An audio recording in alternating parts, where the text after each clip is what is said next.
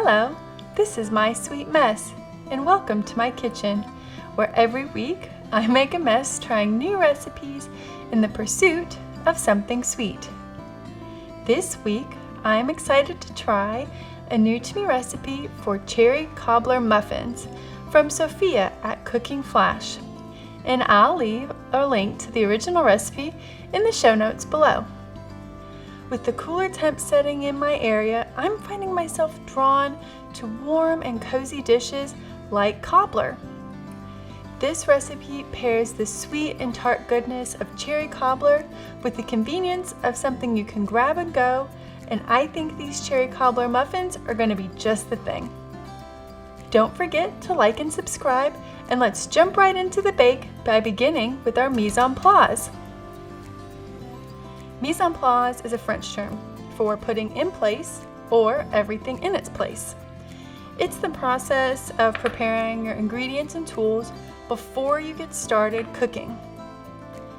The recipe ingredients for this recipe are listed out in weight and in volume.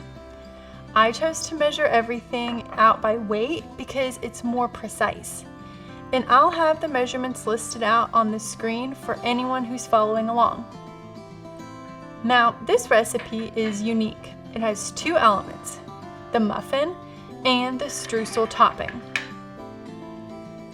For the muffin, you'll need all-purpose flour, granulated sugar, baking powder, salt, milk, vegetable oil, an egg, vanilla extract, and pitted cherries.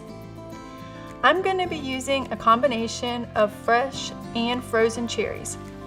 The frozen cherries will go in the batter, while the fresh cherries are going to go on top of the muffin to add an extra burst of flavor. I also went ahead and chopped the cherries up that are going in the batter with my kitchen shears just to help break up some of the larger sizes and ensure that each bite of your muffin gets a little bit of the cherry.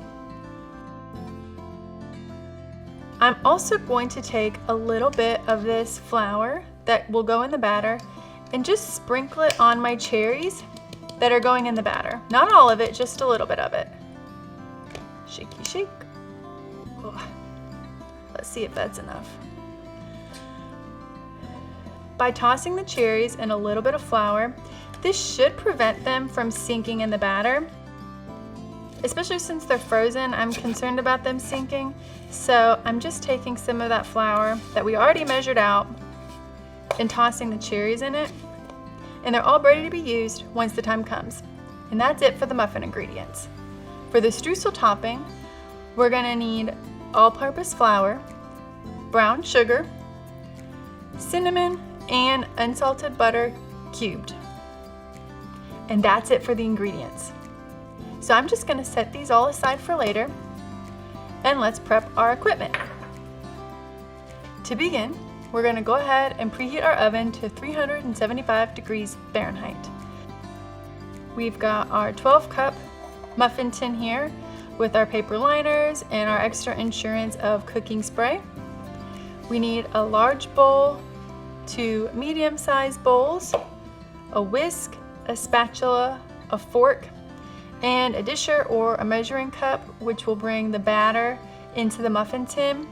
I'm just using, this is a 3rd cup measuring cup that I had lying around, and I'll just make it easier to transport the batter into the muffin tin, as well as a cooling rack. And that's it. Now that the ingredients are measured and the equipment is prepped, let's get started with our bake. We are going to start with our dry ingredients. In a large bowl, we're going to whisk together the flour, sugar, baking powder, and the salt. And we'll just whisk that to combine. Looks good to me. So we'll just set that aside for later. Now onto the wet ingredients. In a medium-sized mixing bowl, we'll combine all of our wet ingredients. So into the bowl goes the milk, the vegetable oil, the egg, and the vanilla extract. Bloop. and I will just mix all those together. Make sure that that egg gets correct. Should use the whisk. Okay, and that looks pretty good. Now it's time to assemble the batter. So I'll bring back the dry ingredients here.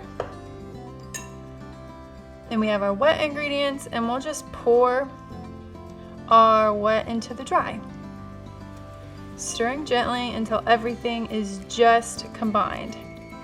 So I'm gonna stir and pour, and stir and pour. Oh, darn. Use a spatula, not a whisk on this part. Ah, much easier.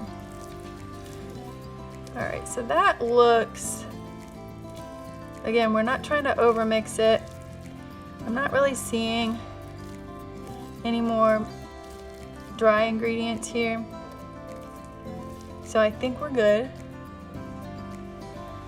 So I got my floured cherries from the mise en place stage, and we're just gonna fold those in gently. This will also give me like a good visual as to if I need to add more cherries. But again, try not to overmix it, especially note for myself, because these cherries are cut, so they're gonna get a little weepy. All right. I think that looks like cherry cobbler muffin dough. Woohoo! So I am going to set these aside and prep the topping. In a medium-sized bowl, we're going to mix all of the streusel ingredients together. So into our medium-sized bowl, we will add in the flour, the brown sugar, and the cinnamon. And I'm actually going to give that just a preliminary mix to get the dry ingredients starting to work together. Alright, and that looks pretty good. So we can go ahead and add in our diced cold butter. Again, just using that fork, or you can use your impeccably clean hands, or if you've got one of those dough cutters, you can use that. But we're just bringing together the butter and the dry ingredients until we start to see coarse crumbs come together. So if you can see it, I'm not actually mixing. It's more like I'm pulling the butter through the dry ingredients just to help break it up a little bit. Be patient with this step. It takes some time, but it'll be well worth it in the end. Because the more crumbly you can get your butter, the better distributed it will be on your muffins. Because see, you don't want like big chunks of butter like that sitting on top of your muffin, because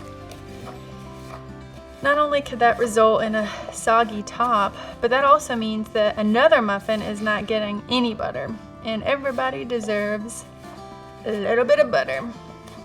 I think that's good enough for now, so I'm going to go ahead and assemble the muffins. Using my disher or a measuring cup, we're going to fill each muffin well about 3/4 of the way full.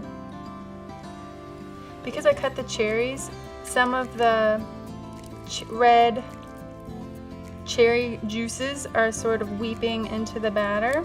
That doesn't bother me, but if it's something that you're concerned about, then just keep that in mind. That might make you decide not to cut the cherries. And if it happens to you, don't be alarmed. It is okay. All right, so I'm going to spill the streusel everywhere. And then I've got the fresh cherries that we chopped up earlier, so I'm just going to place those on top for an extra bite of tart flavor.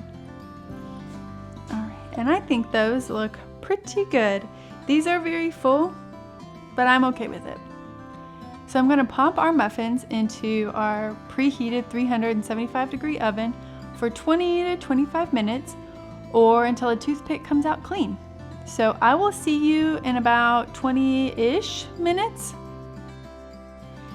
And I'm back. I just have to brag on these for a second because they look absolutely wonderful. I was a little bit worried that I had overfilled the muffin wells when I was dishing it out, but I don't think I did at all. I think that these look really full and fluffy, and like I said, you can still see some of that streusel topping on some of them, and you get a really nice visual of some of those cherry pieces that we added on top. I'm really glad that I did that. So we're just gonna let these guys hang out in the pan for about 5 minutes or so, and then I'll transfer them to a cooling rack and let them cool completely, which should take about 30 minutes. By letting them cool completely on that wire rack, it just helps ensure that the bottoms of our muffins don't get soggy. So I'll be back in about 30-ish minutes. Okay, it's been about 30 minutes and the muffins have cooled down quite a bit. I went ahead and took the liners off just because I wanted to see that cherry distribution throughout the batter, and I couldn't see it with the liners on. So let's give them a taste.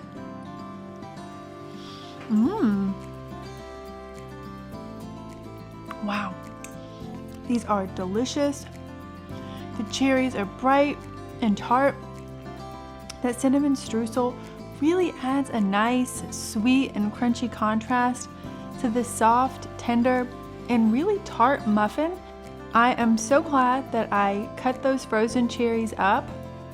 I think having those little bites is so much more of an enjoyable experience. When you hear cobbler muffin, I'll be honest, I wasn't exactly sure what to expect, but when you bite into it, you definitely get that cobbler stick to your ribs kind of a experience. Well, anyway, I am off to find a cup of coffee to go with these delicious cherry cobbler muffins. Please don't forget to like and subscribe so you don't miss any future bakes. Thank you so much for being with me here today. And remember, trying new things is messy, but the end result is pretty sweet.